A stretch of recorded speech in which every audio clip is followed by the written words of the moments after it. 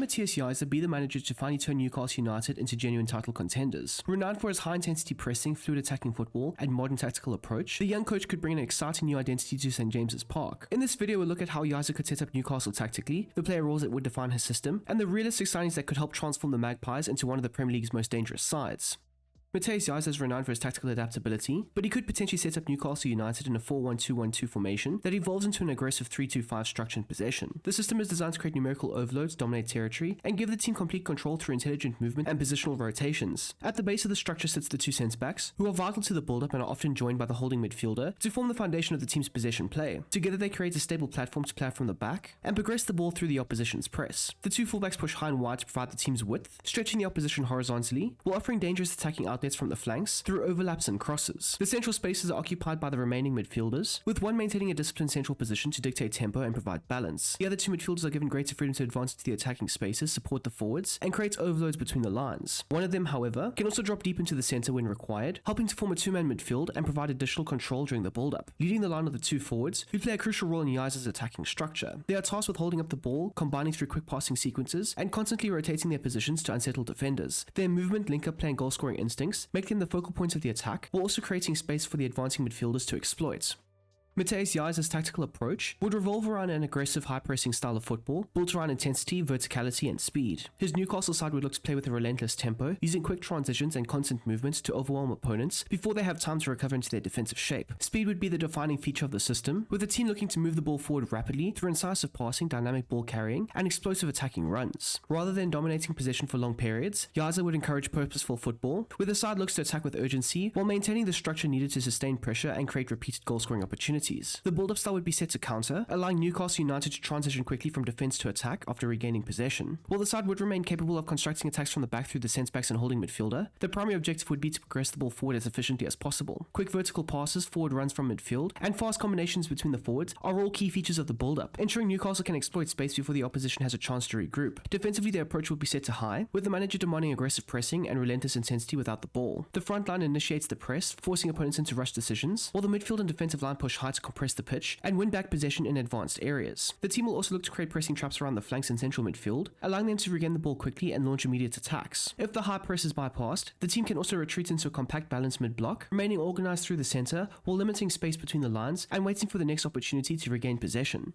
Lucas Hornacek will operate as a build-up ball-playing keeper and would be an important part of Matthias Jaissle's possession-based approach. His composure on the ball would allow Newcastle to confidently construct attacks from deep, with the young goalkeeper expected to make smart decisions when distributing possession under pressure. He would consistently offer a passing outlet behind the defensive line, helping the Magpies progress through the opposition's press, with controlled short passes into the defenders and midfielders. When opportunities arise, Hornacek would also be encouraged to play accurate longer passes into the fullbacks or forwards, enabling the team to accelerate their attacks quickly while maintaining the flexibility to adapt their build-up depending on the opposition's defensive shape. The back four of Lewis Hall, Fabian Schär, Malik Chow, and Tino Livramento forms the foundation of Matthias Jaissle's system, providing technical quality, athleticism, and composure needed to build attacks while maintaining defensive stability. The two fullbacks being Hall and Livramento would both be deployed as attacking wingbacks with an attack focus, and would be key in Newcastle's width and offensive threat. The two would be encouraged to push high up the pitch, stretching the opposition's defensive shape and providing constant overlapping runs down the flanks. Their pace and energy would allow them to support the attack with dangerous deliveries into the box, quick combinations with the midfielders, and aggressive runs beyond the forwards. Out of position, both players would be expected to recover quickly, press aggressively in the wide areas, and use their athleticism to win the ball back high up the pitch. The two centre halves being Schär and Chow would both be deployed as defensive ball-playing defenders and provide the platform for Newcastle United's build-up. Remaining composed under pressure, they would be responsible for progressing possession from deep through intelligent passing and calm distribution into midfield. Schär's outstanding passing range would allow him to switch play and break opposition lines with precise deliveries, while Chow's athleticism and composure would enable him to carry the ball forward when space opens up. Defensively, both centre-backs remain aggressive in duels, protect the high defensive line with strong positioning, and look to regain possession quickly to keep Newcastle on the front foot. The central four of Aji Bamba, Jacob Ramsey, Lewis Miley, and Bazumane Toure provides the energy, creativity, and technical quality that underpins Matthias Jaissle's tactical system. Bamba would be deployed as a build-up wide half and play a unique role within the structure. During the build-up, he would look to frequently drop alongside the two centre-backs and form a temporary back three, giving the side numerical superiority against the opposition's press. From these deeper positions, he would help progress possession through intelligent passing and composed ball carrying before stepping back into midfield to support the team's central combinations. His movement would be vital to linking the defense defense and midfield, while ensuring Newcastle can play through the opposition's pressure with control. Ramsey would be deployed as an attacking playmaker, and he'd be given the freedom to drive Newcastle forward from the central areas. Ramsey would likely look to receive between the lines consistently, combine with the forwards through quick passing sequences, and use his powerful ball carrying to break defensive structures. His late runs into the penalty area and creative passing would also make him a significant goal scoring and chance creating threat. Miley would be deployed as a defensive deep lying playmaker and act as one of the main midfield anchors. He'd look to dictate the tempo from deeper positions, provide balance in front of the defense, and keep possession moving with intelligent distribution.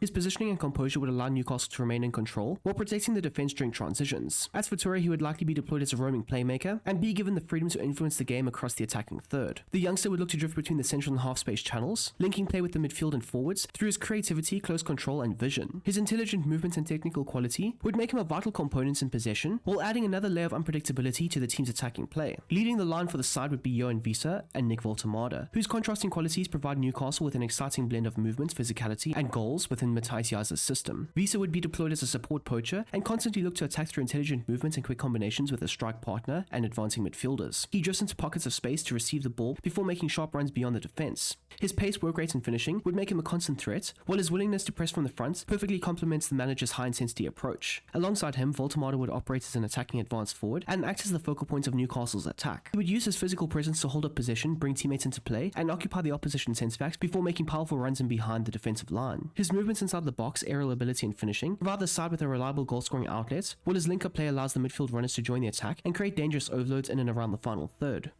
Now, Jaissle can also deploy Newcastle United in a 4-2-3-1 formation, with the system evolving into a 2-2-4-2 structure in possession. While the shape changes, the team's tactical identity would remain largely the same, maintaining the manager's core principles of aggressive pressing, quick vertical football, and structured positional play. There would be several player roles that remain familiar, although there would be a number of key adjustments to suit the different formation. The two fullbacks would be deployed as support attacking wingbacks, giving them the freedom to advance and contribute consistently in the final third. There would remain important outlets on the flanks, where they would provide overlaps, crosses, and support in possession. However, in this formation, they would not be the team's only source of width, as the wingers would also be responsible for stretching the opposition and creating wider overloads. The midfield pivot would consist of two defensive holding midfielders who provide the platform for the rest of the team. Both players would protect the back line, control the central spaces, and dictate the tempo through intelligent positioning and composed distribution. They would constantly offer passing options during the build-up, recycle possession effectively, and ensure Newcastle remain defensively secure while allowing the attacking players greater freedom further forward. Ahead at the end, the offensive unit would see a number of role changes. The left winger would operate as an attacking inside forward, frequently drifting into the central areas to form a front two alongside the striker,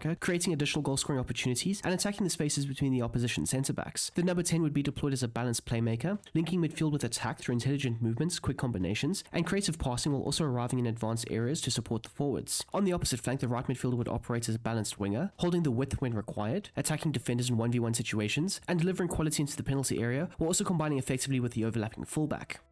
Newcastle also expected to remain active in the transfer market, as Matthias Jaissle continues to reshape the squad following the departure of several key players and the arrival of a number of new faces. The club's recruitment is focused on adding athleticism, technical quality, and tactical flexibility to suit the manager's demanding style of play. At left back, Anthony Robertson has emerged as a leading target should Lewis Hall leave the club. Robertson's pace, energy, and ability to contribute on both ends of the pitch would make him an ideal fit for Jaissle's high-intensity system. In midfield, Newcastle have been linked with Angelo Stiller, Hugo Larsson, and Lucas Bergwall. Stiller would bring composure and exceptional distribution from deep. Larsson would add physicality, ball-carrying ability, and box-to-box energy, while Bergwall would provide creativity, technical quality, and versatility to operate in several midfield roles. Further forward, Newcastle are targeting Anis Hadj Musa, Francolino, and Liam Delap. Hadj Musa would offer pace, flair, and 1v1 ability from the wide areas. Francolino would add intelligent movement and a natural goal-scoring instinct, while Delap would provide power, relentless running, and a physical focal point capable of leading the line in the manager's attacking system.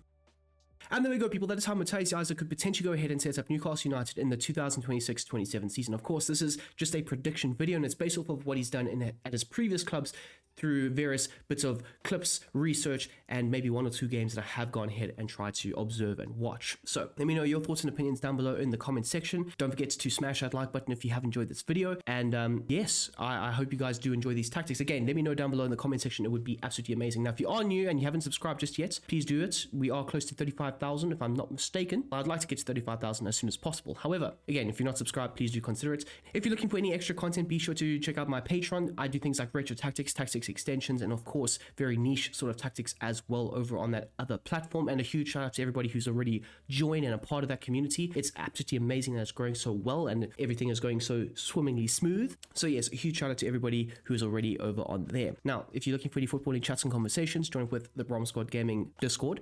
We chat about football, we chat about FC, we're chatting about FC 27 and all the cool new features that are in the trailers and what we are expecting to happen, hopefully, going forward. So yes, if that's something that tickles your fancy, be sure to join up. The link for it is down below in the description. So until the next time, until the next one, I hope you guys have a smashing goddamn day, and I'm out of here.